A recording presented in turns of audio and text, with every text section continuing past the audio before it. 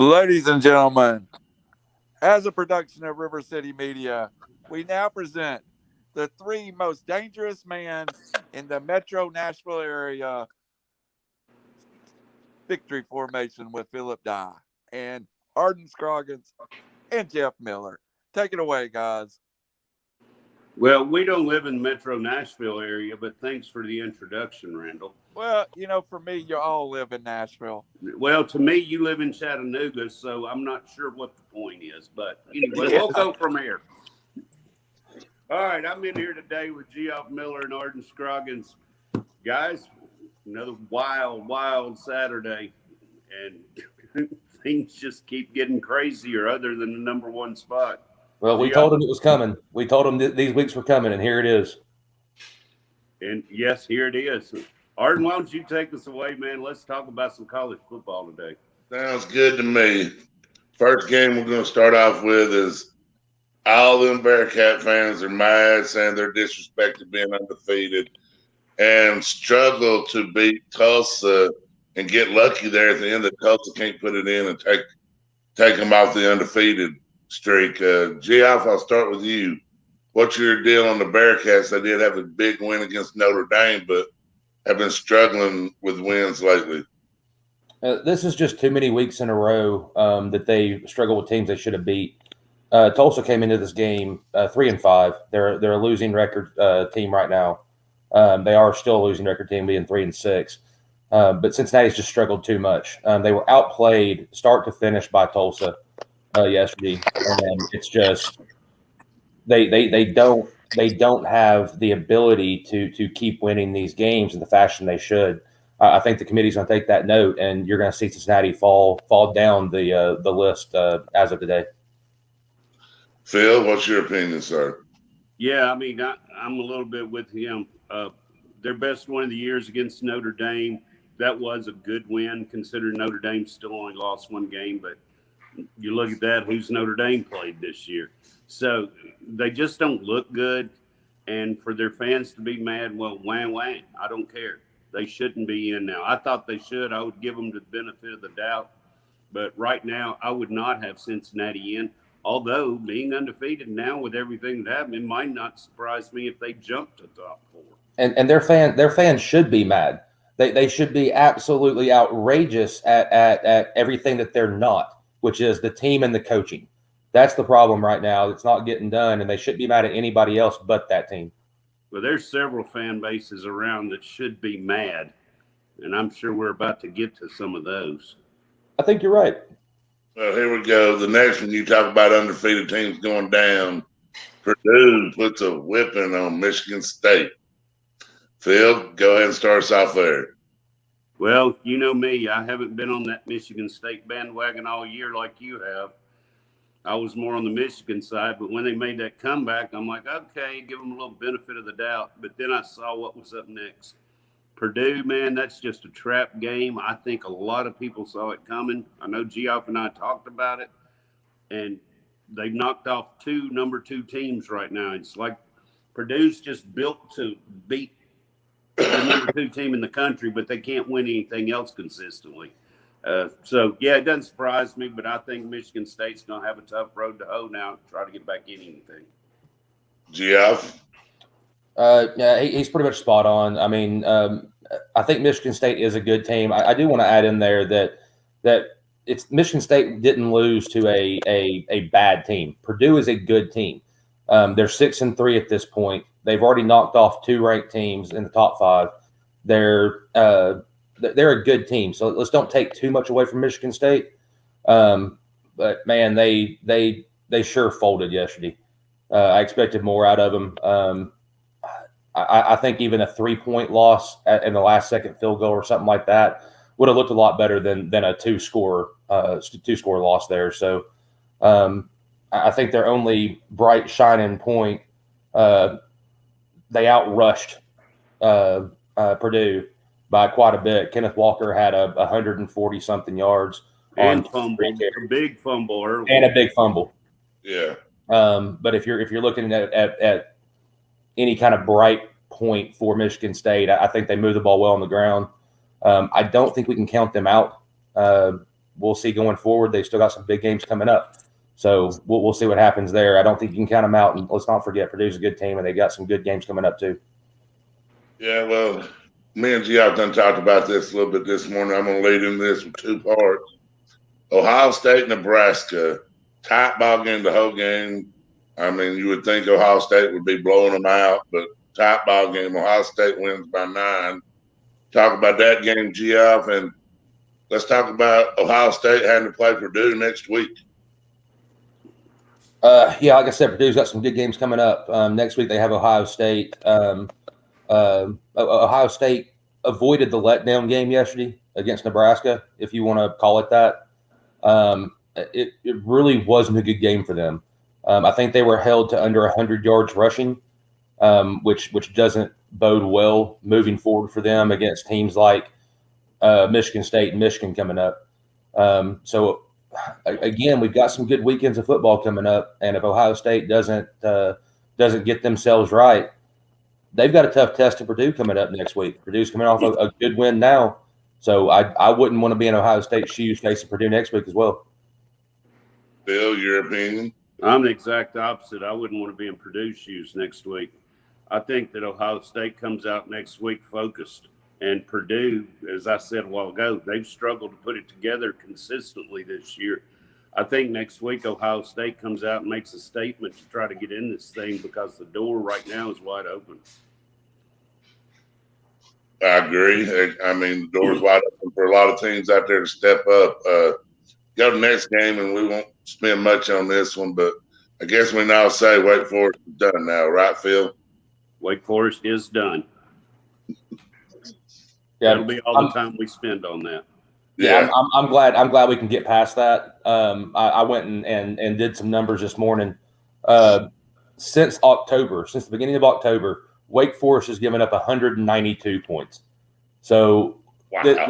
let's just quit with the Wake Forest, quit with the ACC. It's done. They're just not a good defensive school. They're fun to watch. I'll give them that. They have one of the best offenses in the country. But from a national standpoint, it's over. Okay, we're going to go to the next game I've got in line here is Oklahoma 24-3 over West Virginia. And West Virginia's not a bad ball team. Oklahoma State dominated the game. They're sitting with 1 loss. Looks like that Oklahoma State-Oklahoma game is going to be really big. That'd be the one team that has a chance to get in the playoffs from the Big 12, in my opinion. What do you think, Geoff? I agree. I'm looking forward to that game. Oklahoma State seems to be handling business better than Oklahoma at times. So I am. That game's going to be a good one. I think Oklahoma State is going to pull that one out. Their defense seems to be better. Their offense may not be quite as good as Oklahoma, but I do think that Oklahoma State can slow them down. Phil, he said something about their defense. I think Oklahoma State has got a pretty good defense. I mean, are they a top 5 worthy defense in the country? I don't know if I'm going to go that far right now. They do still play in the Big 12, and I think maybe it's just the stigma of the Big 12. For years, we didn't think anybody played defense there. So, I like Oklahoma State to beat Oklahoma. I don't know that anybody out of there is going to get in when it's all said and done. But Oklahoma's the winner of that game. If Oklahoma goes undefeated, I think they're gonna come on in. But if they've still got a tough road too, there's still some big games out there left to be played in every conference. So, we're just gonna have to buckle up and take a ride here and see what happens. All right, here we go, Phil. We're gonna go to the Oregon-Washington game, big rivalry game. We know that those two schools hate each other. And Oregon takes care of business on the road, 26-16 win. What's your opinions on that game? I think that was a game Oregon could have easily had a letdown. They got through it, much like Ohio State got through their game yesterday with Nebraska. Oregon should still stay ahead of Ohio State right now. Neither one of them impressed, but they both won. Oregon is the so-called Great White Hope in the Pac-12. So if they don't do it, no one's going to do it. The only team out there that even has a remote chance not even really to get in the playoffs, but just to be a good team right now is Utah, I think. Everybody else just seems to, pump you up and let you down. But, yeah, I think Oregon did what they needed to do, but they still got business to take care of as well. Geoff? Yeah, so Oregon's played really well this year at times. They avoided the stumble yesterday. I think they outgained them by like 260 yards and only won by 10 points. They had some crucial penalties at times. I think if Oregon moving forward, Oregon's going to have to knock those penalties out and finish some of their drives because they're putting yards up, they're moving the football, but then they kind of kill themselves at times and kill their drives. So I think that's the key for Oregon moving forward. But they're playing pretty good. They've had a good signature win this year, so we'll say good moving forward. But they've been a pretty good football team. All right, Geoff. Alabama pulls off a close win, 20-14 against LSU. Yeah, I'm going to bring up a stat on this one too. How many rushing yards do y'all think Bama had? Probably about 140, 150. 6. Wow. LSU held. You were not the closest without going over. I can say that. Alabama was held to 6 rushing yards by LSU. Looks like Geoff, we might have lost him for a minute. I tell you what, that was such a good stat. He just stopped. Mic drop. He is done. But, yeah, going into that game, I didn't see that coming. I just kind of keep expecting Alabama to show out like Alabama does, and they just haven't done it. And LSU, I don't know what they're doing right now. They're playing better for Orgeron, obviously, because he's leaving. But, yeah, that game kind of threw me for a loop. I didn't see it coming, but, it is what it is. I think he's back now. Yeah, we'll go back to you, Geoff. Yeah, did y'all like that mic drop? Yeah, I actually said mic drop. Yeah, he did. What a good point. I said, that's just a mic drop. He's done. So, yeah, but they had 6 rushing yards. I can't remember the last time that's even come close to that number. LSU did what they needed to do, just couldn't pull it out. If there was a blueprint to beat Bama, I would say that holding them to 6 rushing yards is one of the keys there. But Alabama's going to have to get better on that side of it. But they pulled it out. They won a tough game. So then they've got some more tough ones coming up. Yeah, usually when they have 6 rushing yards, they have 1 carry. Yeah, and that was not the case. All right, Phil, we're going to talk about a team you've been big on all year. Michigan handles business against Indiana, 22-point win. Can still win out and win the Big Ten. And I still think they may. I've seen Ohio State be very vulnerable. Of course, they're still going to have to play them and Michigan State. So a lot of work to do. But I'm not going to count them out yet, but I'm not going to count them as a favorite really either. After I watched them blow a 30-9 lead against Michigan State last week, who I didn't think was going to come back in that game. I was feeling pretty good about my pick, and there it goes. So, anyway, yeah, I like Michigan to still be in the hunt, and I'm still going to pick them to beat Ohio State this year to save Harbaugh's job. Geoff, you got any opinions on Michigan? Not a whole lot from a national scene. I think when the new polls come out this week, it's going to be Ohio State roughly in the 4 spot. I think you'll see a couple fall. Obviously, Michigan State's going to fall, so you're going to have Ohio State in the 4 spot, and then you'll have Michigan State and Michigan somewhere in the 8-9 range. No. Michigan's going to move up. They have to. They were already 7, weren't they? Yeah, Michigan's 7 right now. I thought they were. I thought they were 9. Maybe I missaw that. I thought they were 7. Maybe I could be wrong, but either way, I don't see them being 8 or 9. I think they're around that 6 mark. Well, if I'm trying to think. So the committee's been kind of playing the head-to-head matchup thing, and with Michigan State beating Michigan, they're going to probably stay ahead of them by one spot, I would think. Possibly, yeah. State drop down to 6 or drop down to 5 maybe, and Ohio State and Cincinnati move up, and then Michigan 7, or does Oklahoma jump some people and go up? Oklahoma did themselves a disservice by not playing this week. I agree. And having a bye week this week was not a good time. To go anywhere. They can't jump Michigan because Michigan played and won. And I don't see them being ahead of Michigan State because I think Michigan State, like Geoff said, is going to stay ahead of Michigan. So Oklahoma's going to stand pat. The committee does a lot on the head-to-head issue.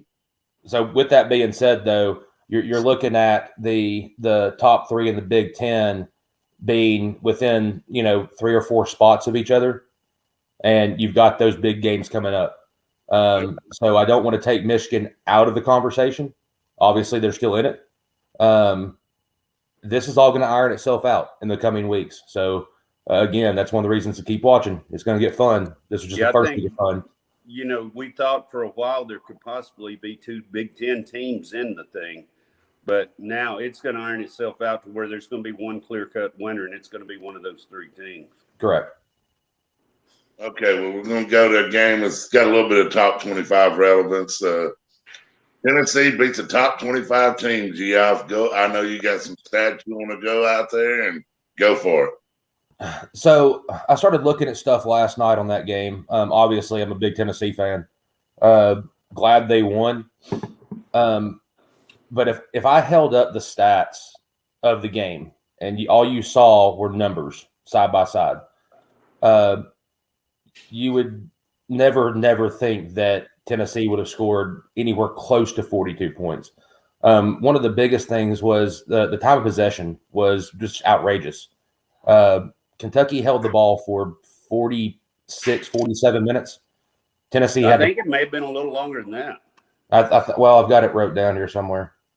I think Tennessee's longest drive were the 3 kneel downs, I think. So let's see. Tennessee time possession was 13:52. Kentucky was 46:08. Tennessee ran 47 plays to Kentucky's 99. And Tennessee wins 45-42. There's no way that happens. I don't understand how that happens. That makes, by the numbers, let's see. Tennessee had 17 first downs to Kentucky's 35. Passing yards was 316 for Tennessee to 357. Rushing yards was 145 to 225. Tennessee loses every aspect of that game by the numbers. What about turnovers? I think they won. That's the one thing they won. I think Tennessee had 1 turnover to Kentucky's 2. Sometimes that plays a difference. But I'm sorry, I'm not interrupting. You go ahead. No, you're fine. I just the whole thing of that game is I don't really know what to make of it. Tennessee scores 45 points on less than 14 minutes time of possession and only running 47 plays. That's a field goal a minute. Yeah, when you average 3 points per minute, you're in good shape. Yeah. And on the other side of it, Kentucky's defense is in not very good shape. That's just not good. I couldn't believe those numbers when I saw it. Well, I think what they scored with 11 seconds into the game, and that set the tone. But Tennessee's got that, they're going with the no huddle a lot, getting to the line quick. They're not gonna have the time of possession a whole lot. Kentucky plays that possession ball. But Tennessee right now on offense is just clicking, but you would game last night. You would think that the total plays would be up in number though, with running that fast-paced offense. Oh yeah, but they were such quick strikes last night. They had a 75-yard pass. They had a 70-yard pass. They were 31 yards, 42 yards. It was just over and over and over these big plays. A pick 6 was huge. Yeah, I think in that game for me though the telltale of that game, and I said it when it happened, was when Kentucky went for it on 4th down before halftime, didn't make it. Tennessee has 3 straight passes to get in field goal range and kicks the field goal to go up by 3 at halftime. That turned the game around. even though Kentucky got the ball to start the second half, instead of being up by 7, they were up by 4, and then it was back and forth game. And Right. Tennessee actually pretty much took control before they tried to give it away at the end. Okay, Phil. Next game up, I'm gonna let you start it. The Bulldogs roll again, 43-6 over Missouri. That defense keeps them out of the end zone, gives up 2 field goals. Fire away with your thoughts there, Phil. Well, just another dominant performance. I mean, here we go this way. Represent. But yeah, and I'm happy to do it since it's been a long, tough struggle for 41 years. But yeah, they were dominant again yesterday on defense. Missouri did their absolute best at the end of the game, calling timeouts and everything, and couldn't put it in from the 1-yard line. And you could just see the determination on Georgia's face. It wasn't about winning the game anymore. It was about pride and keeping them out of the end zone. And when you have a defense that does that, especially with the guys they had in at the point, second, third stringers, man, you've got a defense worthy. And that's what I can say about their defense right now. It's worthy. Geoff? Yeah, I'll give Missouri some credit. I know they got killed. That was always going to happen. But Missouri played pretty tough all game. They ran the football pretty well.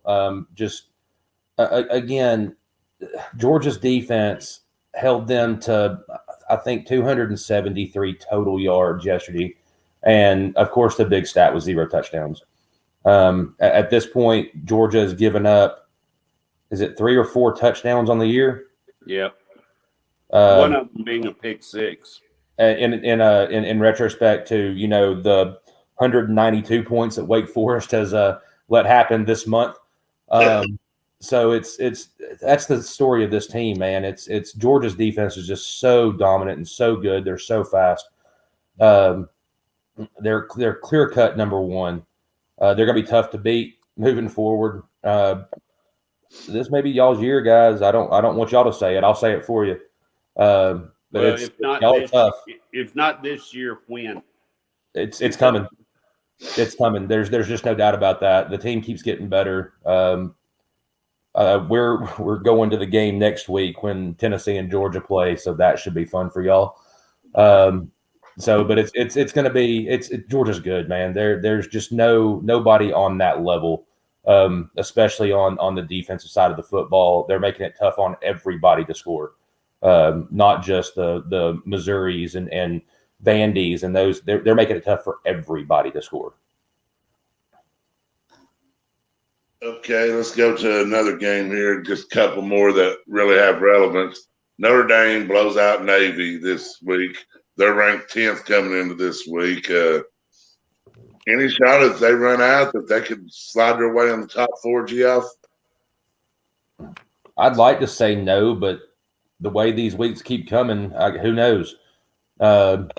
If you're a team sitting down in the 8, 9, 10 area, maybe even 11, depending on what your record is, keep winning. That's all you can do is keep winning, because these teams are starting to falter. And I think we're going to see it more and more as the year moves on and the pressure mounts. So if you're in those spots, just keep winning. You might find your way slipping in. I'll tell you what, Notre Dame, if they continue to win, does nothing but help Cincinnati as well. And because that's their signature win. And if you get these Big Ten teams beat up on each other and all of a sudden all 3 of them have 2 losses, which they all have 1 right now, somebody's going to have to come out of this thing. But that doesn't mean they're going to come out of it in the playoffs. We didn't bring that up a while ago. We said 1 team would get in, but there's a chance that no Big 10 teams get in. Right. And if that's the case, then that's where Notre Dame slides up there. But how do you put Cincinnati out if you put Notre Dame in? So that's the case for Cincinnati at that point. That's what they're looking for, is for everybody to fold ahead of them and Notre Dame to keep winning. Well, we'll go to one more game in the top 25 yesterday. It was a top 25 matchup, A&M against Auburn. A&M winning 20-3. That pretty much eliminates Auburn from winning the SEC West. That gives them 3 losses or 2 losses in the division, and A&M holding the tiebreaker over them. Both 2-loss teams, or Auburn's 3-loss team on the year, A&M's 2-loss team. I don't think A&M's got a chance to get into the playoff hunt personally, but they could, if Auburn helps them, wind up winning the West and going to Atlanta if Auburn can upset Alabama. Yeah, I think that Auburn yesterday kind of, I'm not sure what the word is, but their season's done.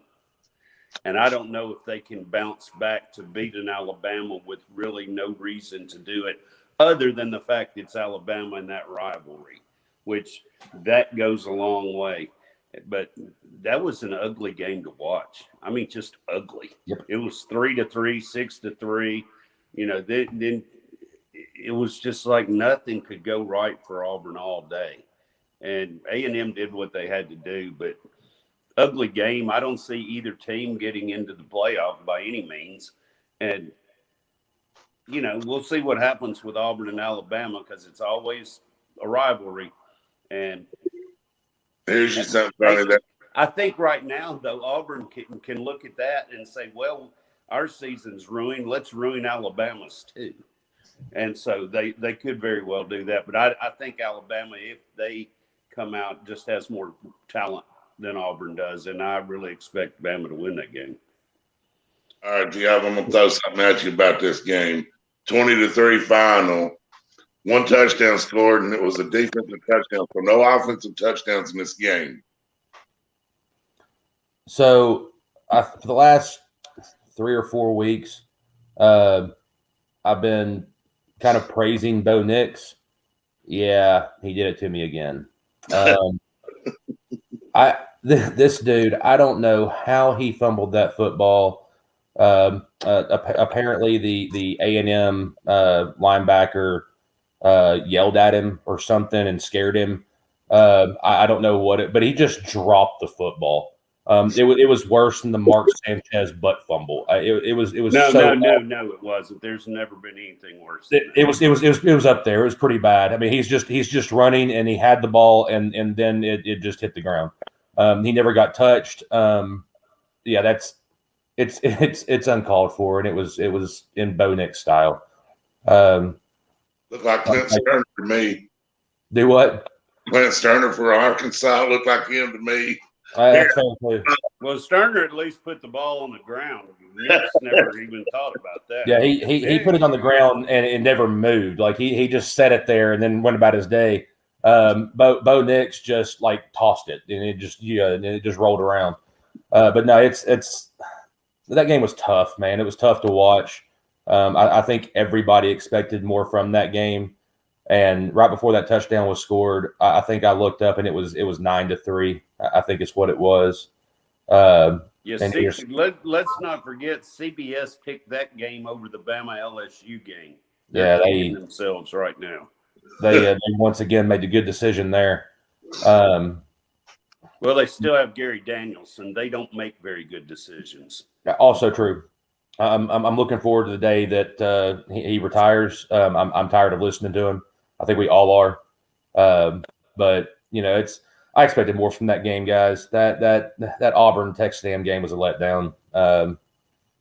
That's all I'll pretty much have on that one. I don't see any way that either one of those teams are in contention for the playoff at the end of the year. But it will be – that game will matter when it comes down to the bigger bowl games coming up in the grand scheme of that. The one thing I will say in regards to Auburn and Bama coming up, the one thing the Iron Bowl always is a game. It does not change based on record. It does not change based on anything. That game is an in-state rivalry. The fan bases are in it. It will be a tough game for both teams, regardless of what the records are and everything else. So I think you're still going to see a good football game there. Okay, well, one last thing, and we'll move off of college football and go to DFS and maybe some wagers and stuff. Geoff, give me what you think the playoff committee's top 5 will be come Tuesday. Top top Hey, five. before we get into that, can we talk about one other game? Yes, sir. I wanted to talk about the game that there's no excuse for, and that is the effort that the Florida Gators put up yesterday. Feels right. I mean, that is worthy of talking about. How bad is Dan Mullen right now?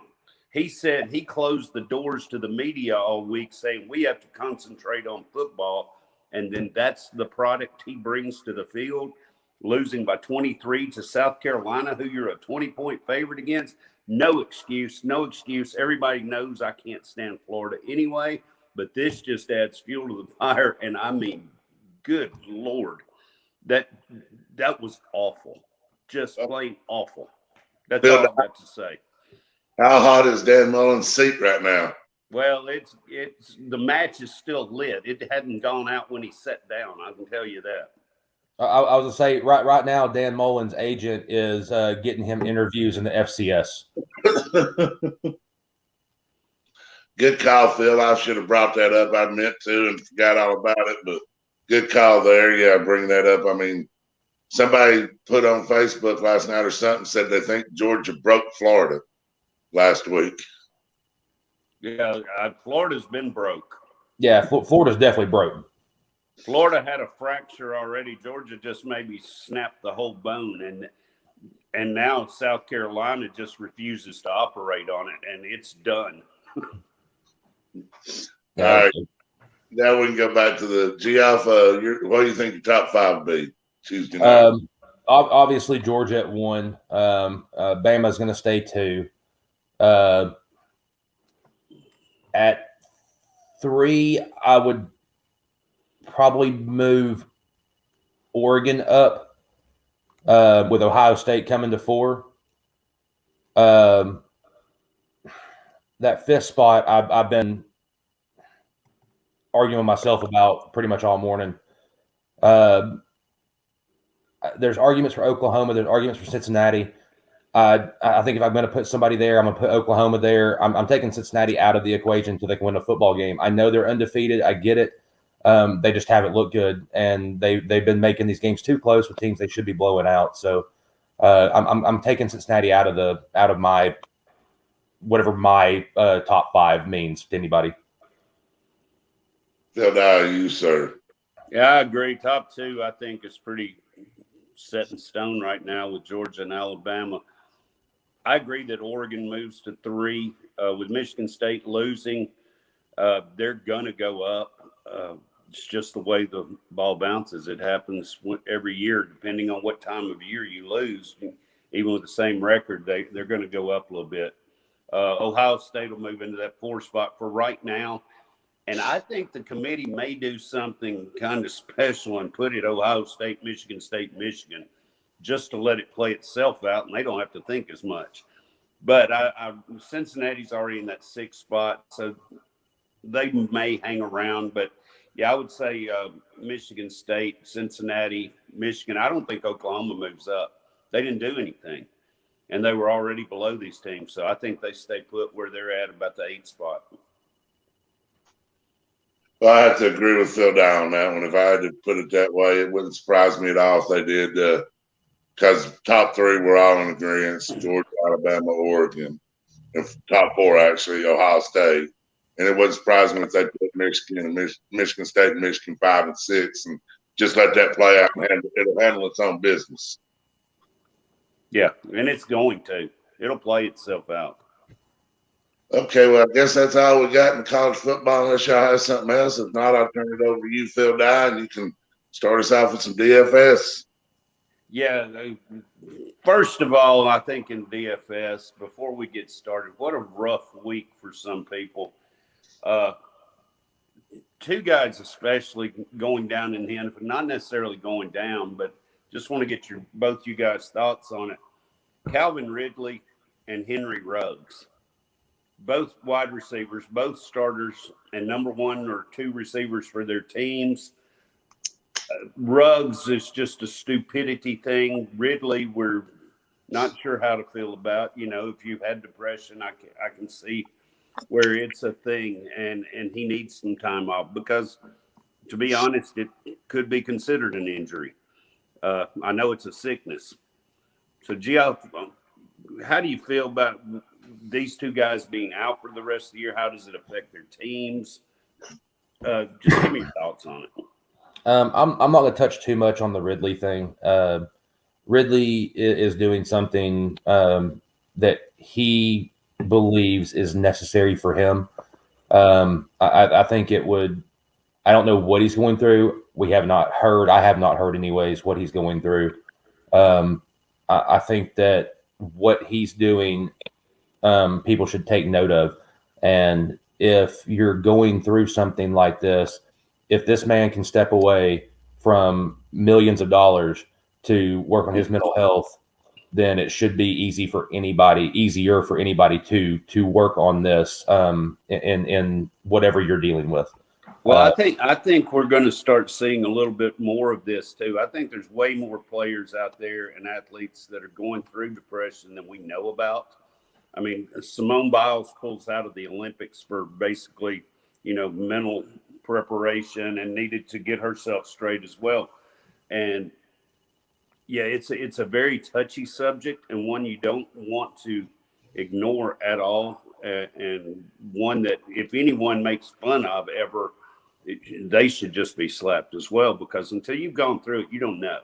Well, and let's again too. In this show, we do this for fun. We talk about the DFS. It's something we do. It's fun for us to do, but it's not real life. It is fantasy. So, hello, Phil season. All right. Season. Yeah. So it's fantasy. It's not real life. What these guys go through week in, week out is real life. So if you're upset that you lost your starting wide receiver because he is taking time off for his mental health, if that upsets you, stop playing fantasy. What they're dealing with is real life. I was hoping that one of the two of you would say that. Thank you. Got big too. Well, what they it, Arden, but we'll let you have your thoughts on that too. Yeah, what they're going through, man, is real. Fan as well, so and we all wish Calvin Ridley the best, obviously. 100%. Okay, here we go with Ruggs. For starters, again, this is real world, guys. My thoughts go out to the family. There was loss of life in this. It's preventable. Everything about that was preventable. The NFL has things set up left and right for these guys to not make the mistake he made. Not only did he get behind the wheel and drive at twice legal limit, he chose to do it on a residential street at 156 miles an hour. That is absolutely uncalled for. It's a bad decision. As far as I know, the kid has not made these kind of decisions before. So I don't want to come down too hard on him for a bad decision, because we've all made bad decisions. This one just resulted in something that is the absolute top tier of what we all hope to never go through. So again, my thoughts are with the family that lost that young girl in that accident. And also my thoughts are with Ruggs, because he made a mistake. He's going to realize it was a mistake. It's too late to go back and change that mistake. He's going to suffer the consequences of it. I'm sure we'll learn more as it comes out. One of our buddies in our fantasy league is a lawyer, and I think he said that the penalty for this is 2 to 20 years. Yeah, it's minimum 2 years, because there's a no tolerance law in Las Vegas for DUI right at all. So it's just the whole thing is it's just bad. It's again, my heart goes out to everybody involved. It's real life. It's what we do as fantasy. This is real life. This matters. This means something. And that's all I really got on that, guys. I feel bad for the whole situation. Arden, if you want to chime in on some thoughts on that, you're more than welcome. I agree with a lot of what Geoff said. I mean, what we do, fantasy's fun. I mean, what we do is supposed to be fun, and these two are real life situations. You don't know what people are doing. Like Geoff said, you don't know what people are dealing with when they're dealing with depression. Our prayers go out and hope that, Calvin Ridley can figure this out and get his life going, whether it means he steps on a football field again or if he never steps on it again, get his life going in the right direction where it can lead him to a great life.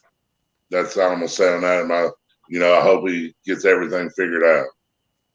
The Ruggs situation, Geoff touched on a lot. The bigger part that even blows my mind, it came out a couple of days ago.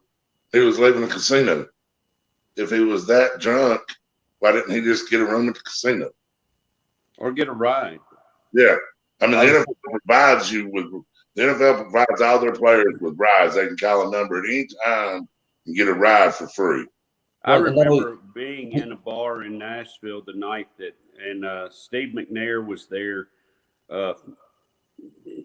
not feeling a lot of pain, and he left that night and got a DUI. It was very well publicized down Broadway in Nashville.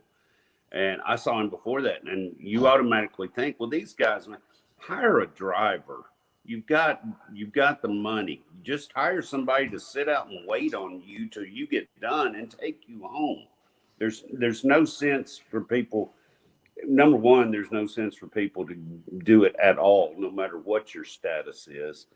But when you have the capability to have someone take you anywhere you want to, I think you almost have to do that. And I think it may get to a point, start seeing some of this where it's mandated. If you're going to go out, you have somebody take you out. Because I think some of these teams are going to crack down on this, as seeing what happened there.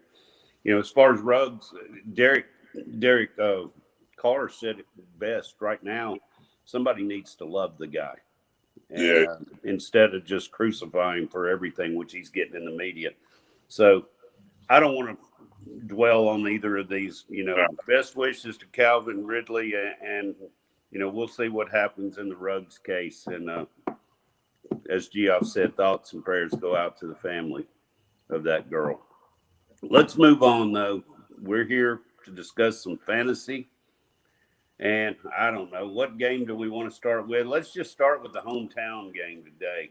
It's not in our hometown, but since we are from Metro Nashville, we will start with the Tennessee Titans and the LA Rams. Arden, I know that you've been big on Matthew Stafford, the old Georgia Bulldog, coming from Detroit to the Rams. He's going to play today, hasn't practiced all week. Is that going to have an effect? No, I don't think so. We've seen him do this throughout his career. He's played hurt, not practiced during the week, and come out and had great games. I think the Titans secondary is very suspect, and I think he can throw the ball around on them. And right now he's on pace to throw for almost 5,000 yards this year. He stepped up for sure. Geoff, Adrian Peterson. Oh my, the timeless wonder. He comes in number 4 in the NFL right now, I think, or maybe 5th, and has a chance to be 4th with about 400 yards, and he's got time to do it. Everything I hear this week at camp, he looks good and ready to play. Is he a worthy fantasy option right now? No. The dude is father time. It's look, he can't keep coming back to this game and keep playing it at that level. I say that, and he'll get 200 yards rushing. I don't know. No, Adrian Peterson. If you're even thinking about picking him up in your year-long league, stop. Don't get him. It's not worth it. He's past his time, guys. I think you're going to see a lot more McNichols.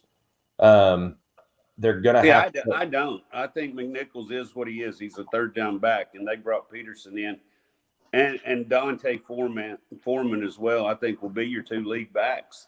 McNichols, I think he's going to get about the same share. Just my thought.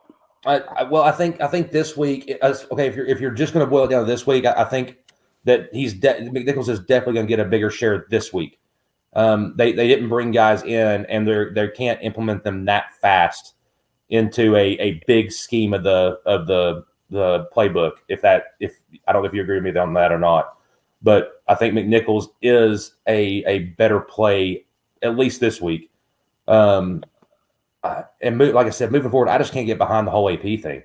The dude is been playing since the 1950s. I just can't get behind it. He's gonna bust a hip here soon. Something's gonna happen. So I'm not wasting time on AP. I'm sorry. Yeah, for those wanting or not remembering exactly how old he actually is, he was on the team with Oklahoma who lost to Boise State. Yeah, that's been a while. Wasn't that 2006 maybe 5 something like that? Maybe, I don't know. It was maybe. No, it was before. Like 2001. I don't think it was that far back, but y'all move on with this game. I'll find out and let y'all know. Okay, Phil. Look that up. Arden, you got any other thoughts on that game? Anybody other than Cooper Kupp you think might do well today? Stafford and Kupp. Stafford and Kupp, of course. Henderson's been playing good. Arden. I said other than Cooper Kupp, do you have anyone? And the first thing you said was Cooper Kupp. But I need someone else. I think Henderson would be a good play. I think Nichols would be a good play from this game because I think the Titans are losing, and I think the game script goes where they're throwing the ball a lot because they're down by a lot. I mean, this Rams defense, we all thought it was good beforehand. How good is it going to be now that you put Von Miller on it? I think it's going to be pretty good. Miller, and he adds a whole new aspect to it. Super Bowl MVP is a defensive player. The Rams do not have a draft pick in the first 3 rounds next year because they've traded them away. They're going for it all. Yeah, well, and they should, I think, this year. They're on that roll. All right, let's move on. Hometown game as well to an extent. I know both you guys like the Falcons. They go to New Orleans today. Arden, we'll start with you on this one. Falcons and New Orleans, 2 teams that are just – it's hard to see what's going to happen each week. I think you can take Tajay Sharp as a very cheap player. I think he'll be a good play. I think he has a big game. He stepped in last week with Ridley not in there and got a lot of targets, caught some balls. I think he's the real good play. Not quite sure what his price range is. I'm looking that up right now. But, here we go. 4,200. I think he's a very good play today. Who was that? I think Tajay Sharp. He's 700 cheaper than Russell Gage. Everybody thought last week was the Russell Gage week, and looked like Sharp and Matt Ryan have more of a connection than Gage and Ryan. Well, yeah, it would be tough for Gage and Ryan to have any connection considering there were no targets for him last week. Right. So, I mean, Gage has been, I think, a disappointment this year for the Falcons. He's really done nothing and doesn't look like he's going to be part of the offense going forward, even though he's probably listed as the number 1 receiver. He's just not catching the ball much this year. Geoff, what do you got this game?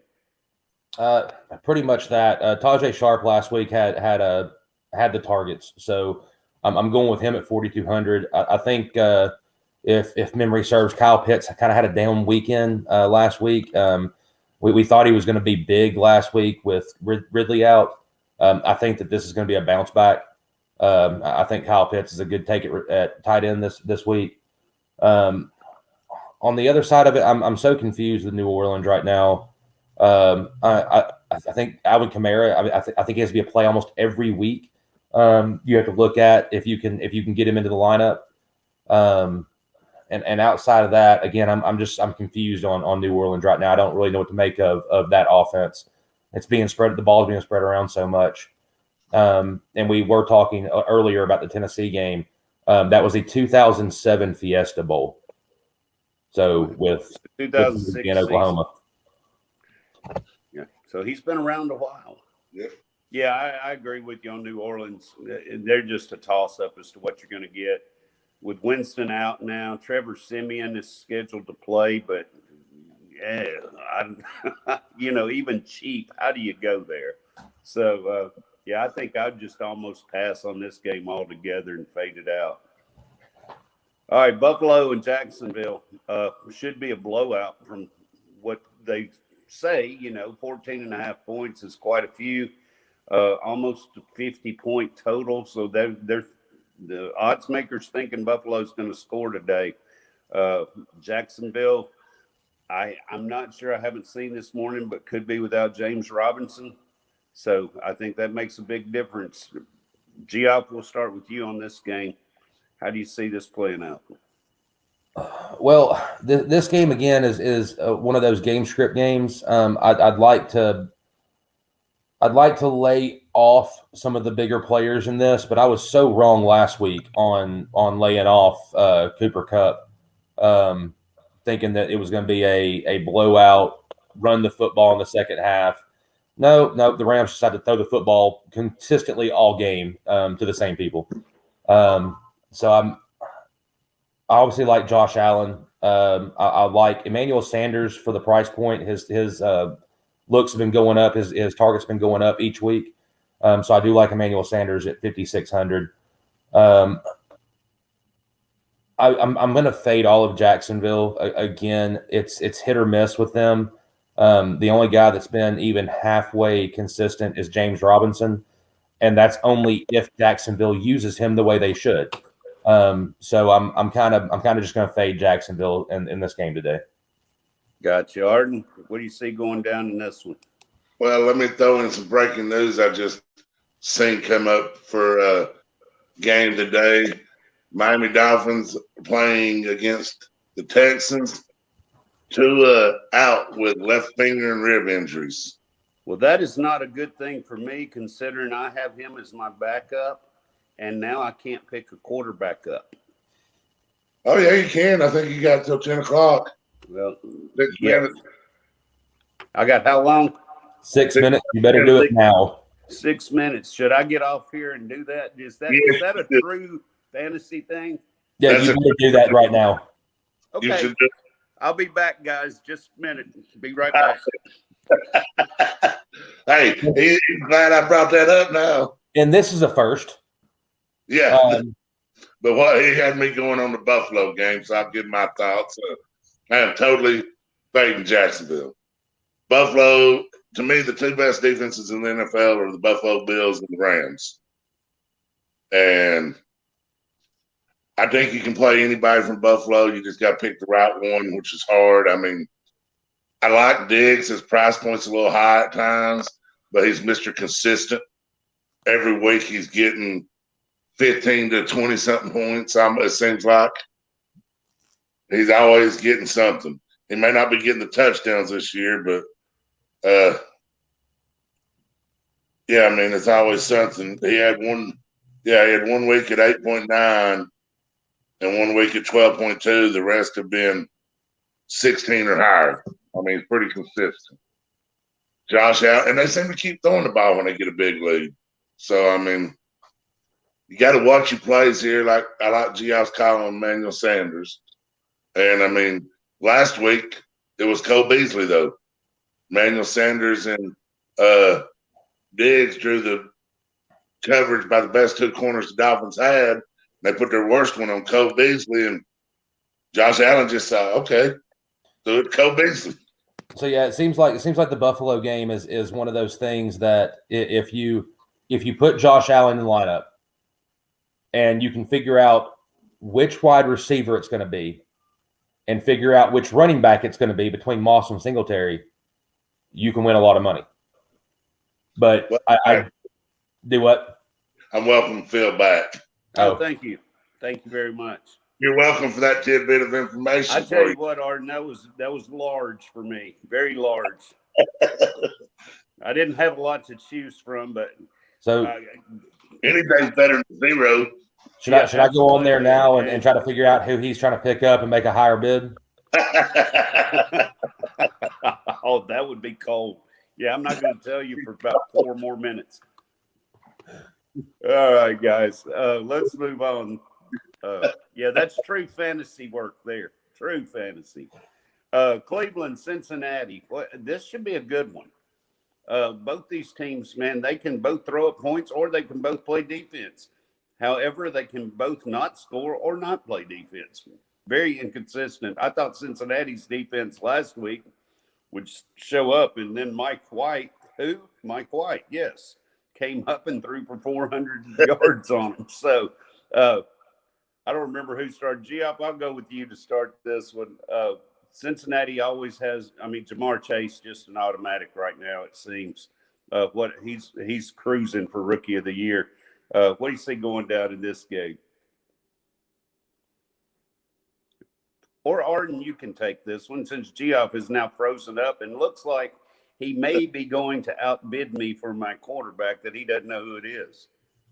He's trying to.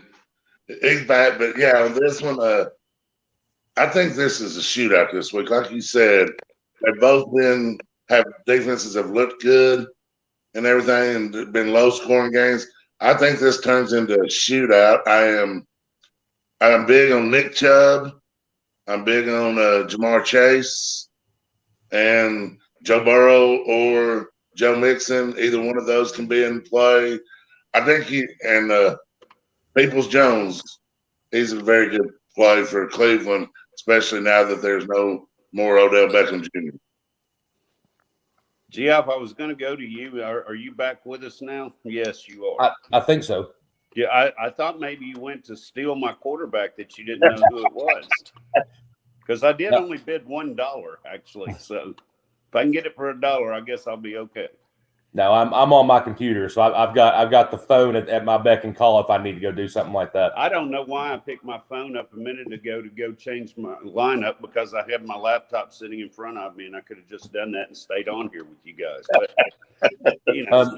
I don't know what y'all touched base on the Cleveland Cincinnati game. In my thoughts, it's going to be a back and forth, high scoring game. I was trying to look up the over under for that game per Vegas, but I can't get onto the site for some reason. I think hang on, I'll tell you. I do have a laptop here. I can look this up. Oh, let me see here. You said the same thing. Keep talking while I look. But the same thing I did. I said I think it's going to be a shootout. Yeah, I think it's going to be a high-scoring game. I like both quarterbacks in this thing. I like Chubb and Mixon both. There's pretty much there's not a side of it I don't like. This could be a game that I run a stack lineup with Burrow and then bring it back with Chubb or somebody like that. Geoff, this game started out opening up at 45 and is now up to 47.5. So a big jump at 2.5 points. And it may jump some more before kickoff. They obviously don't think it's going to be as high scoring as I do. I just have no trust in either one of these defenses to play consistently week in, week out. I would like to figure out the tight end side of Cleveland. Because I think either Hooper or Njoku has a decent game today.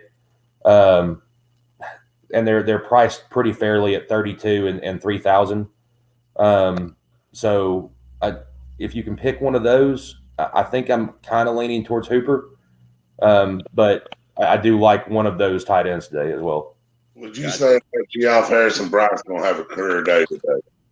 Their third tight end.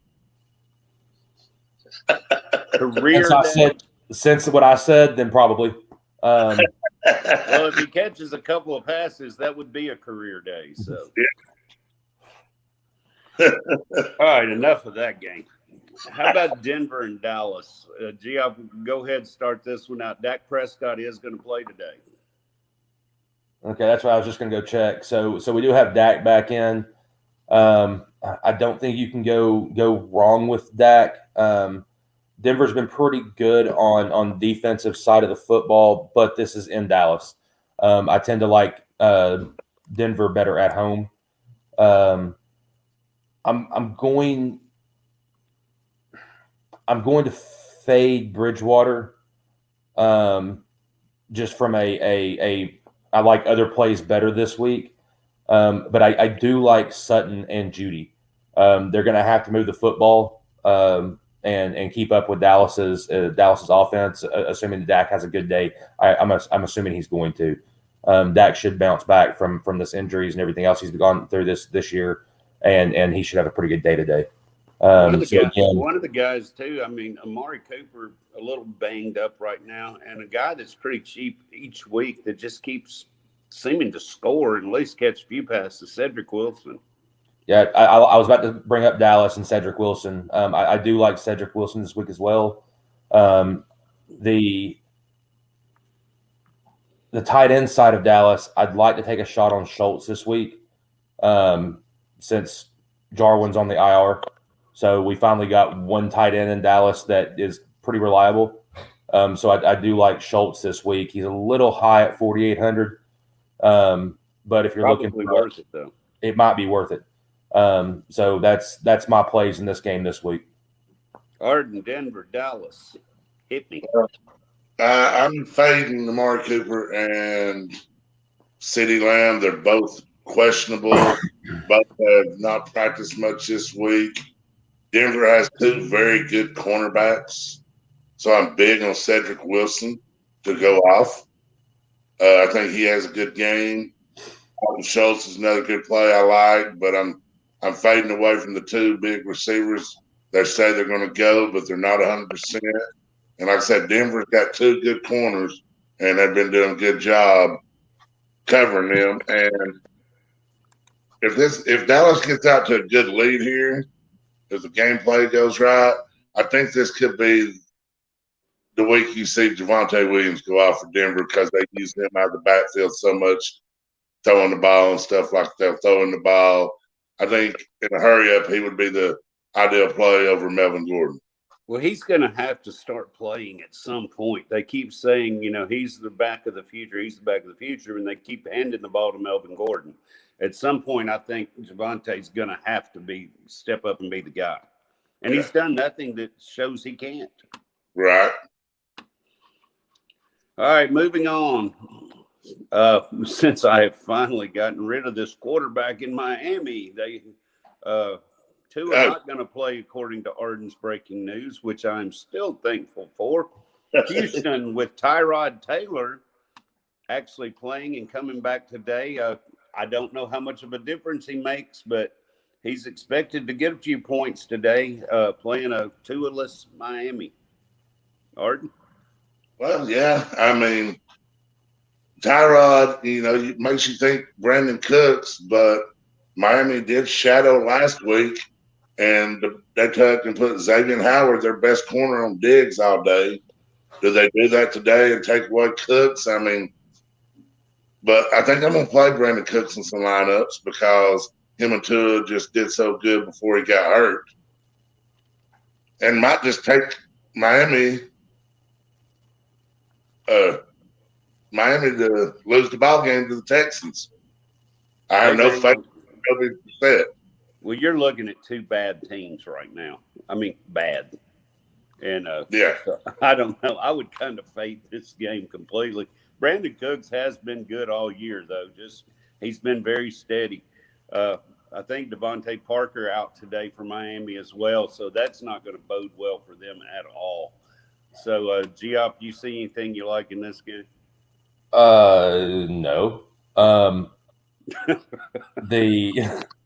With Tua being out, I mean, there's going to be points scored. I just don't know where they're going to be. I would tend to take a shot at maybe Myles Gaskin, maybe. But fade. I don't want any part of this game this week. It's not going to be very fun to watch. Went out. Do what? I wanted Jalen Waddle till Tua went out. And that's just I loved Waddle this week, and especially with I can't. Not with Jacoby Brissett. Is that going to be Jacoby Brissett then with Tua out? Yeah, it'll be. Well, I would assume Jacoby Brissett's going to be. Yeah, that's what it's Jacoby Brissett. When I went in to pick up a quarterback, he was at the top of the list, and I just slid right on past that. Well, did you get your quarterback, Phil? It's past 10 o'clock. So breaking get news, Phil Dye has added Jordan Love and dropped Tua Tagovailoa in our league. So Phil did get Jordan Love.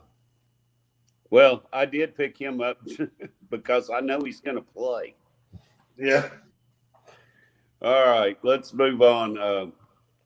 The Raiders going across the country to the Giants. Giants stepping up and playing good defense at times right now.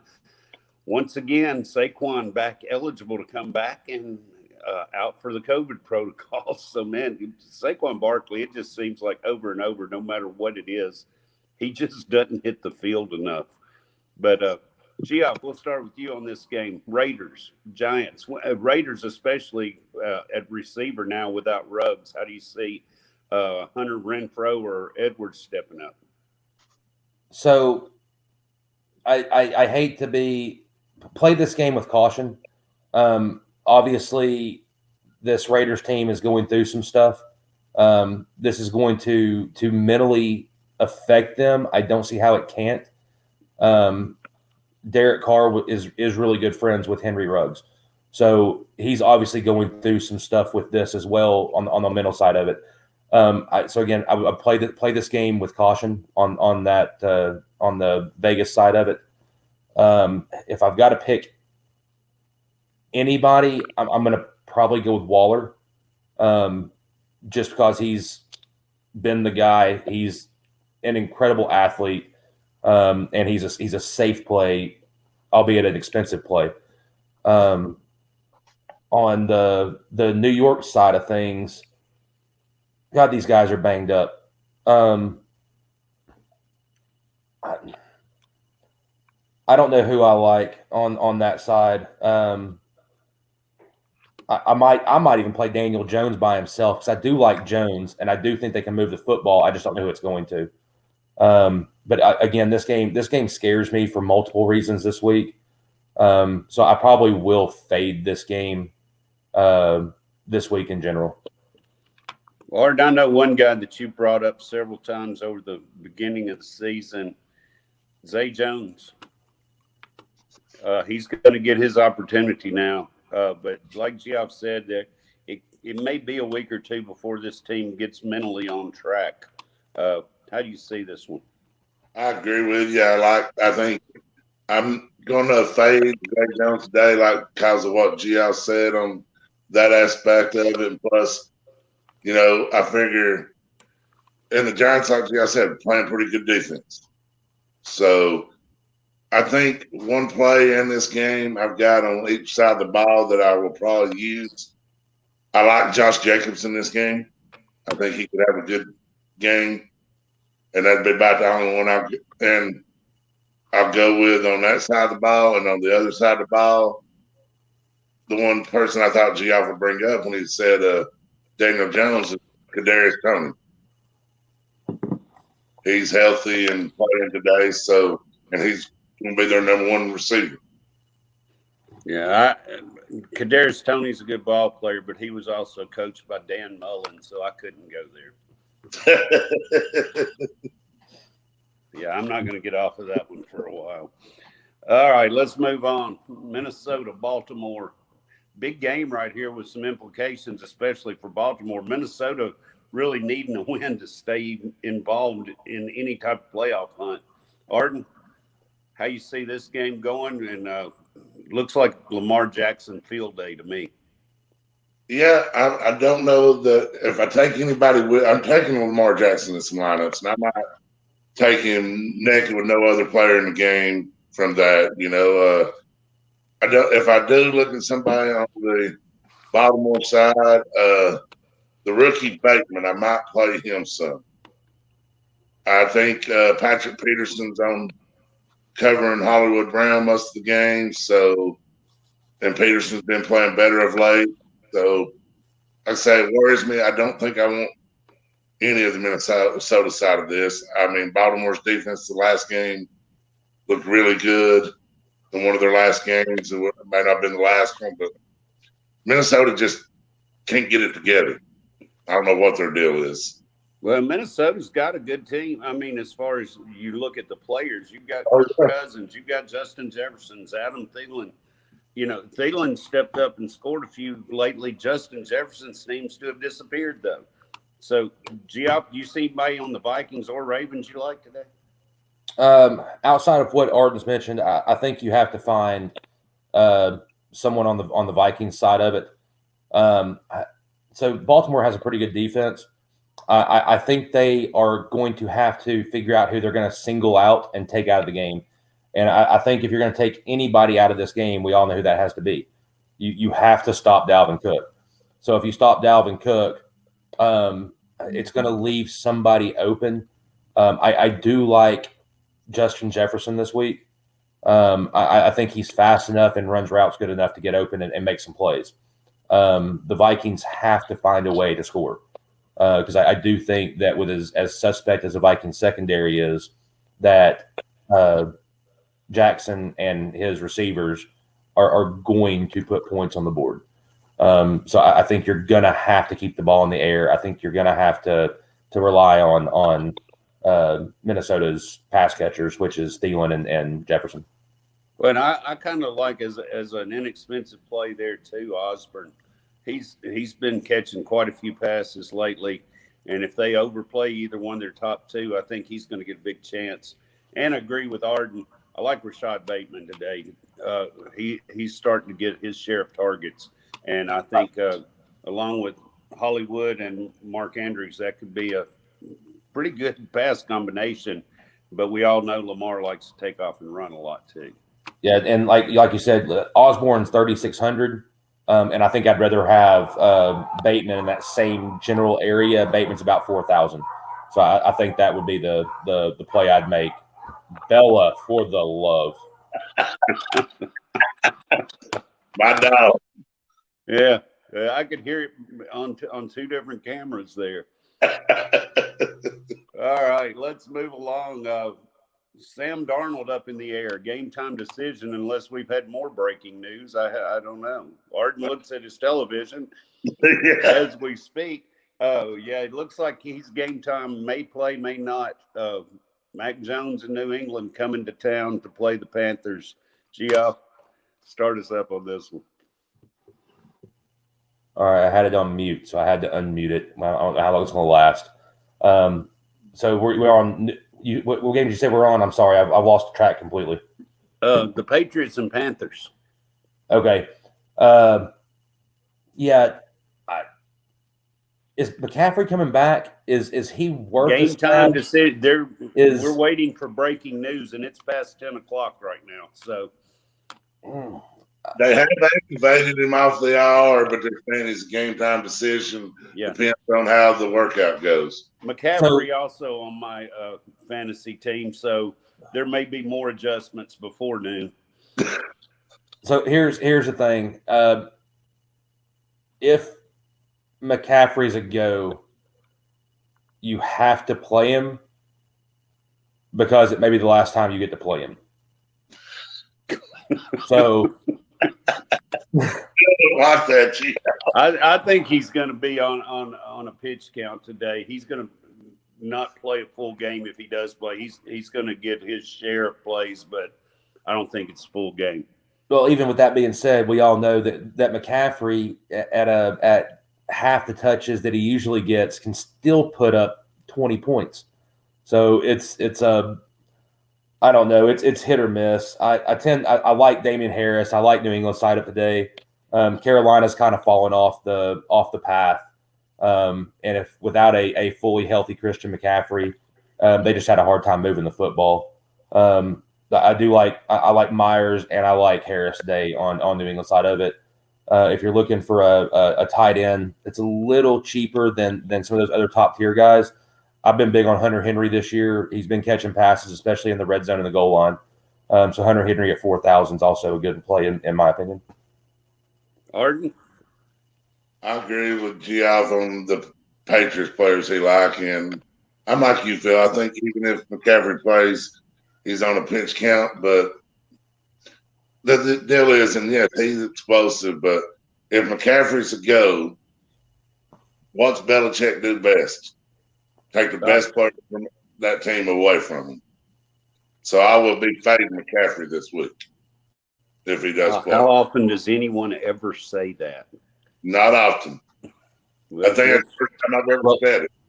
Well, I'm going to keep a close eye on things, and if he suits up and he's ready to go, he will be in my lineup. Well, in year long is different. Year long you got to put him in. And arguably the best player on the Panthers side of it this weekend might still be DJ Moore. True, very true. Right. What's the price point for McCaffrey today? $8,000. So he's up there. Oh yeah. So just in case he plays, they're going to stick him up there and make you pay for him. I wasn't sure where he would start out this week. They got $8,000. All right, let's move on, and we're going to hit the late games now. Chargers, Eagles, two teams that are I don't know what to make of either one of these teams, to be honest with you. And they're coming in. Justin Herbert looked like a world beater for a while.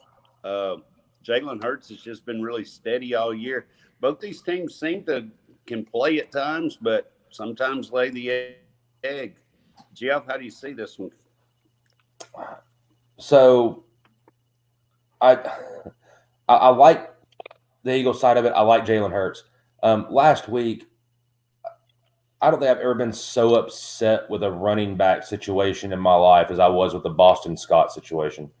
I think that dude had like 13 touchdowns and killed every lineup I had going. I think he's averaging less than 4 points a week, and last week he got like 27. So best of luck figuring out the Eagles running back situation. But I do tend to like the Eagles side of it. I like Jalen Hurts. I like the fact that Goddard's by himself now. He doesn't have to compete with Ertz. And I like Smith. So if I'm going, I'm fading the running back situation because I have no idea who's getting the football. And then on the Chargers side of it, you have to like your typicals. You have to like Austin Eckler. They're going to have to pass the ball a lot. The Eagles defense has been pretty good. So I like them keeping the ball in the air. I like Herbert. I like Williams and Allen. So those are kind of the plays I'm leaning towards. I think the Chargers have to keep the ball in the air this week. Yeah, I kind of agree with you there. The reason I think Scott was not scoring any points was because Miles Sanders was getting what carries they did have.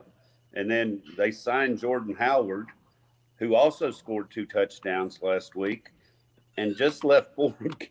Gainwell was over there by himself. He's been the second string back all year, and he sees no time till the fourth quarter. I can't figure him out. Arden, did you get messed up on that game last week like everybody else? Yeah, I'm like Geoff. All of my lines got killed because I didn't have Boston Scott in. No, and Jalen Hurts is always an attractive play as much as he runs with the ball and throws it. And he gets a lot of garbage time points, too, if the team's not winning. And today I don't think the team will be winning. Today I think this is a get-right game. I think the Chargers have a very good game today. Yeah, that AFC West, man, it's up for grabs still. And I'm still not counting Kansas City out of it. No. They look bad, and they continue to look bad. They kind of sneak a few wins, but it just seems like, the Raiders are falling on hard times. The Chargers haven't lived up to it, and Denver is just falling off the face of the earth for a while. So, that division, I don't see anybody out of there going to the Super Bowl by any means, although they may. Once you get to the playoffs, it's all a different game. But, yeah, that division, it's up for grabs, and the Chargers need to win really bad right now. All right, Arizona. San Francisco at 3:25 today. Kyler Murray and DeAndre Hopkins questionable for this game. Haven't seen an update whether they play or not. George Kittle back for San Francisco. Arden, who you like in this game? Also, I think Geoff Wilson's been activated at running back.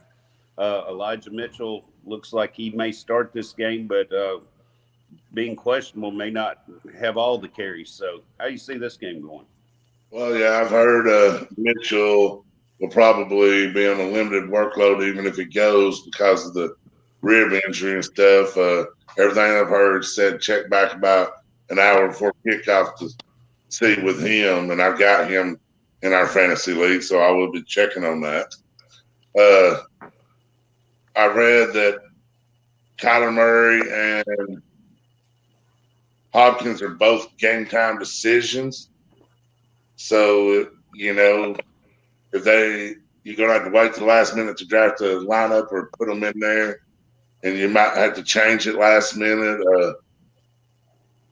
I think a lot of me wants to, you know, AJ Green's on the COVID list.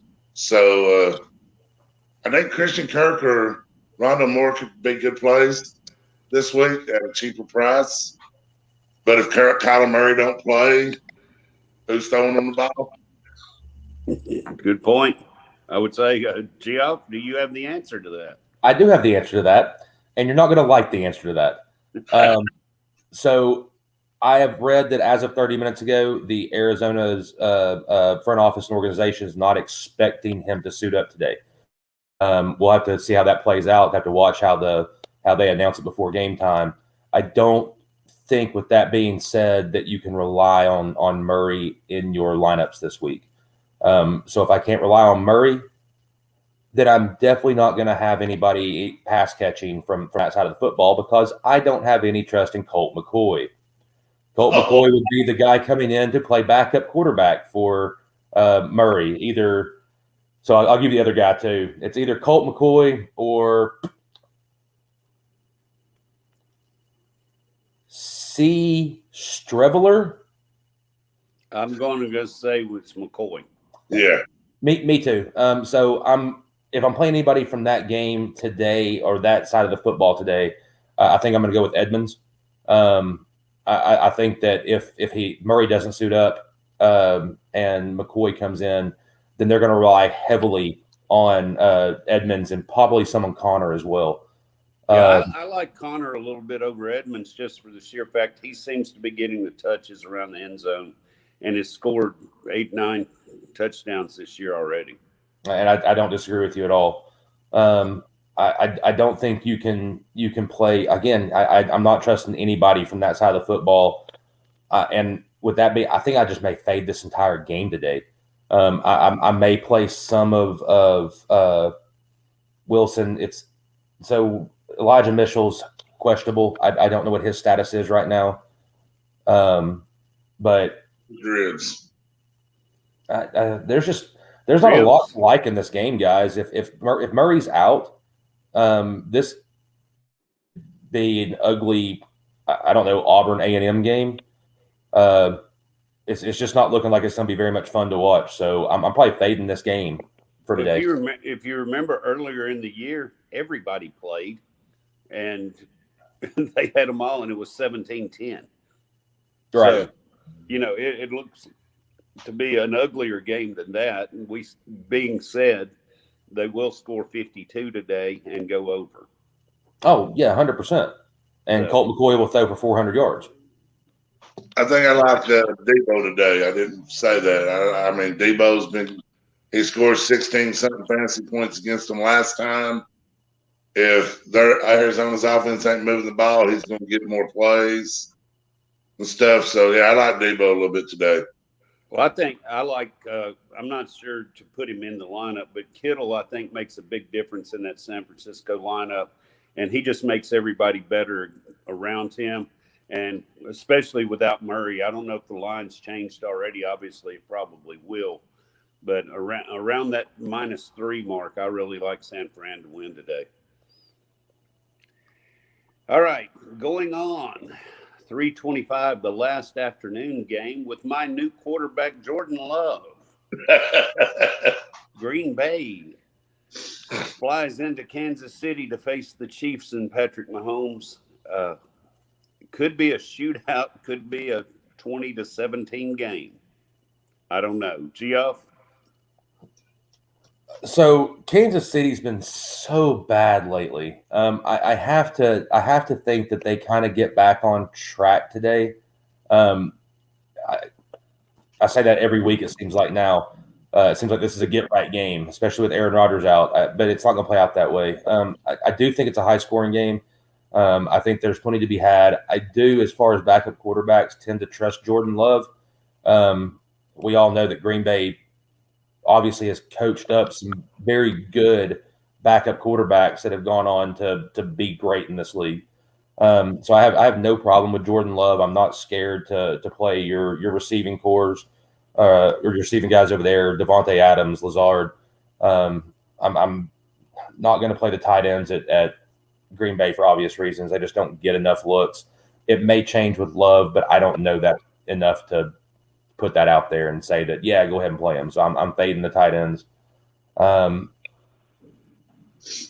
think you have to play Travis Kelce this week. I mean, Kansas City has to start moving the football. They have to score. I think Travis Kelce's the get-right guy for him. I think that he is a athletic dude that does nothing but catch footballs and eat DBs for breakfast. So I think you have to play Travis Kelce this week. I think he's their get-right guy. All right, Arden, on Kansas City side, the running game, it's still been okay without Edwards-Helaire. Once again, going to be out today. We saw a guy, Gore came in last week and surprised a lot of people. Would be a very, very inexpensive pickup today. But I still think Darrell Williams may be the guy on that running game. What do you see in this game? I just can't figure out who Kansas City's going to play, so I'm not going to touch the running backs. I mean, some weeks they put McKinnon in more. Last week they brought Gore in more. I think this game could easily be a shootout. I agree with Geoff. And, I mean, I think in one of my lineups, I'm going to do a Packers stack with Jordan Love at quarterback for $4,400. And that's going to leave me a lot of money to put a lot of talent out there on the field around him. I like the way you think. You know, 4,400, if he scores me 16, 17 fantasy points. More. But he's got one of the best receivers in the game to throw the ball to, Devontae Adams. And by the way, I have Devontae Adams on my team. That's why I picked up Jordan. And I sort of, if you want a cheap tight end, he is only $2,900. Tanyan's on the hour. He's done for the year. I got no problem with playing a Mercedes Lewis. One touchdown, he's made his work for you. Yeah, but one touchdown from Mercedes Lewis is, I don't know. They are few and far between. I'm not crazy about the pick, but I agree. It could work out. I agree with Geoff as far as this feels like a Kelce game. I mean, he hasn't had a good game in a couple of weeks. I think you got to have some Kelce in your lineup. Green Bay's best cornerback is out hurt. So that makes Hill and Arden attractive. I mean, you're just picking the right pieces. It's hard to because Kansas City's got so many weapons. It's hard to pick the right pieces, but I think any of them are valuable plays. Kansas City right now is like a jigsaw puzzle that you pour out of a box and hope the right pieces are upright where you can see them. Otherwise, you're just picking blind. Yeah, I feel like Kansas City is going to go back to the basics of what got them going and what got them started and what made them such a potent offense. I think that in order to do that, they've got to start finding Kelce and Hill to go back to what they do, and that opens up everything else. I think this game will be a shootout. I gave you the option earlier, but I think on my side, I think it's a shootout today. Before we leave this game, Geoff, I'm going to ask you to start this. How does the league deal with Aaron Rodgers now? We all know that he broke protocol with the COVID. He's not vaccinated. He used the word he was immunized, but he goes to press conferences. League protocol says if you're not vaccinated, you must wear a mask. He never wore a mask. One violation of that is like a $15,000 fine. He did it over and over and over. The organization knew he was doing this, but since he's Aaron Rodgers, he seems to be above everything. does the league crack down on him and the Packers? I think they should. Let me start this over. So I have no problem with people who need to get or want to get vaccinated, people who don't want to get vaccinated. In this particular instance, this was not about being vaccinated or unvaccinated. It was about him flat out lying. Yes. That's the biggest aspect of it. Had he come out and said he was not vaccinated and wore the mask and did the thing you're supposed to do, then there's no problem. If he got vaccinated and it was true, no problem. But him lying and then skating by, knowing what he was doing and knowing that he was breaking protocol, I've got a big problem with, because if anybody else does that, that's not named, Aaron Rodgers or Patrick Mahomes or your big names that bring the money into the league, then they would crack down hard, suspend, fine, everything else. I think this being a big money making name, a big money making team, a playoff race, it's all monetary based, it's all money based, and I don't think you're going to see the league do much of anything about it. But I think too that the Packers seem to just let it go themselves, because I don't think they wanted to rock the boat with Aaron Rodgers any more than what was done before the beginning of the season. I agree. And they're overlooking everything as well. That's why I think the league may step in, not necessarily maybe on Aaron Rodgers, but I think they're going to hit the Packers. Arden, do you think you got any opinion on this? Well, I heard, and it's just rumor listening to sports talk radio and stuff this week, I heard that the league is looking into it, and what could possibly happen is Aaron Rodgers could receive a big fine, but not be suspended any games. That way it don't mess with the playoffs or anything. And Green Bay could lose some draft picks. Yeah, that's a possibility. And I've also read that Kirk Cousins also did the same thing in a media room without a mask on, and he's unvaccinated. So now they may have to go back and start looking at films. If we're going to go back and say who did it, who didn't, I think the league is skated by right now and didn't want to press this issue because of the whole vaccination, vaccinated, unvaccinated thing. I could care less. I have no issue whichever way you wanted to go in life. But when there's protocols out there just for my job, your job, or an NFL job, I think you got to go by those rules. And when you lie about it blatantly and nothing's done, I mean, why not keep doing it?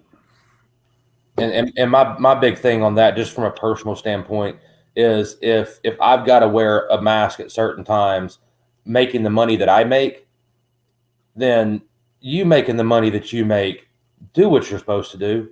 Don't make this any harder than it is. If you have to go to the sideline and put a mask on, go to the sideline and put a mask on. It's that easy. I totally agree with that. I mean, if you're going to tell me I have to wear a mask to get on an airplane, guess what I'm going to do?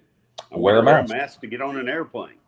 And if I don't, they're not going to let me on that plane. But it seems like the NFL just lets you do whatever you want to. So I think this story is going to get bigger and bigger and bigger, and we're going to find out more people that should have been punished before now.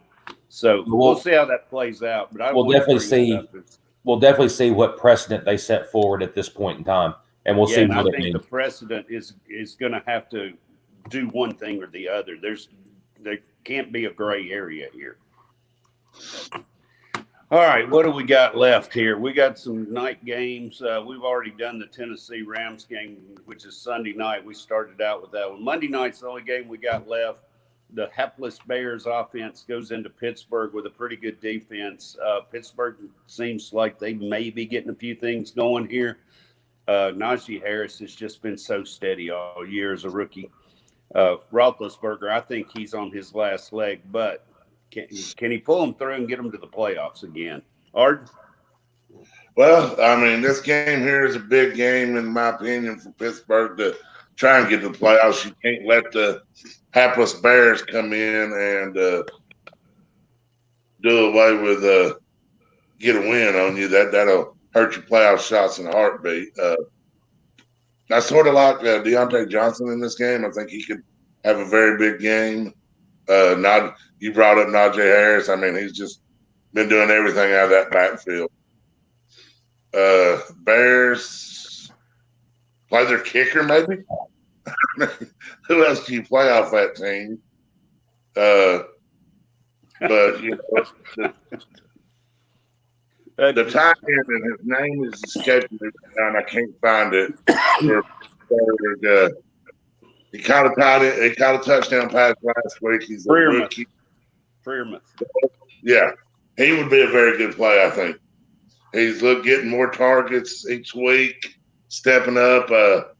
I think he's a good play. I'm gonna probably play Pittsburgh's defense in my lineup. I just don't believe the Bears can do anything against it. Justin Fields is going to face a very strong pass rush. All right, Geoff. Monday night showdown. So, again, like Arden said, I'm going to play Pittsburgh's defense. As far as Chicago goes, I don't know what kind of disaster they're running over there right now. It seems like a new disaster each week, so stay tuned if you like that kind of thing. But it's their kicker maybe for a showdown lineup. You have to play somebody. I don't hate Allen Robinson this weekend. I think they have to go somewhere with the football. Somebody's got to catch something somewhere. Let's see. I want to say I like Khalil Herbert from just a volume standpoint. I think he'll get the ball. But Pittsburgh's defense has been so good. I think if they key in on that, then if they can't run the football, they've got to throw it. They're not throwing it very well anyways. I hate all sides of Chicago. I do like Deontay Johnson on Pittsburgh's side. And like you said, Phil, Najee's been just the poster child of consistency. So I think you have to stay with him too. But I don't Cleveland or Chicago side. I have no idea. I think we all agree on this. Every 5 of your 6 plays probably on the Pittsburgh side this week. Yeah, at least 4. Yeah. All right. Well, we've wrapped up through the NFL schedule for this week. A lot of topics out there other than off the field. One other thing that we didn't bring up, Odell Beckham Jr. I just wanted to touch on this for a minute. We talked about the Cleveland game, but how often does a grown man's father cost him a job? At least this once. This reminds me of what was dude's name? The Ball brothers over in NBA. LeVar Ball and LeVar. That dude. He's finally gotten out of the media, but he caused so much strife for his sons in the NBA. And then OBJ's dad said, "Hold my beer and watch this," and got his son fired. So I don't. It's something you shouldn't see. He never should have posted what he posted, talking about the disconnect between him and Baker Mayfield. It's sad, but at the same time, I don't feel bad for OBJ because he's caused enough problems in locker rooms that he's been in. So, he'll find a place somewhere because teams need wide receivers. Well, you know where he'll find a place at New England because that's where people like he go. I agree. That is the Bill Belichick hammer fist will come down on that right there. And if you can't make it in New England, then you can't make it in football. Well, he'll get one shot in New England, just like several people have, and Belichick will you'll either straighten up or you will hit the road. Arden, you got any thoughts on OBJ? All his stuff has been negative the last few years in the media, so I have no sympathy for him. And grow up and go play football. You get paid to play a game. If you have a bad quarterback overthrows you, it happens. I totally agree. All right, guys, we've gone a little over today, but I've had a good time. Over an hour and a half. Let's get some final thoughts. Arden, you got any thoughts you'd like to throw out for what's happened this week or anything coming up in the next week? Well, I got some breaking news here. Jordan Love out with COVID. Yeah, thanks, Arden. I'm just kidding, Phil. Just kidding. I know you are, Arden. I know you are. No, I mean, there's some NFL games that are going to make a difference come playoffs. Next week, there's some big matchups in college coming up soon. We're about to be into the time where you got to win. Well, I think there's several teams in that boat already. I mean, Nick Saban said in an interview yesterday, he said, we've been in the playoffs for 3 weeks already. So yep. I think once you get to that point, it's do or die. I mean, there's going to be a lot of teams in there with one loss, but if you have two, that's going to be an awfully tough road to get in that top four. Geoff, anything from you? Last words. We touched base pretty well in college. The only thing NFL wise, if you're a fan of good football or a fan of divisional races, pay attention to the AFC West and AFC North. Those are going to be the most entertaining races moving forward for the playoff spots. So we've got some pretty good games for those two divisions going today. So it's going to be fun to watch moving forward. Yeah, I brought up the AFC West earlier. I also think that NFC West, man, between the Rams and Cardinals, although I think the Rams ultimately are going to come out of that division. And with that defense, they're, as Arden said earlier, they're going to make a run at the Super Bowl right now. And this is their time. Yeah, with the moves they've made, they're definitely making that run. They're going to try now. Yep. All right, guys, had a great time. Thanks, everybody that has tuned in and will watch the podcast. Thank you for tuning into that. For Victory Formation, I'm Phil Dye, along with Geoff Miller and Arden Scroggins, and we're going to call it a morning. Good luck with your fantasy on Sunday.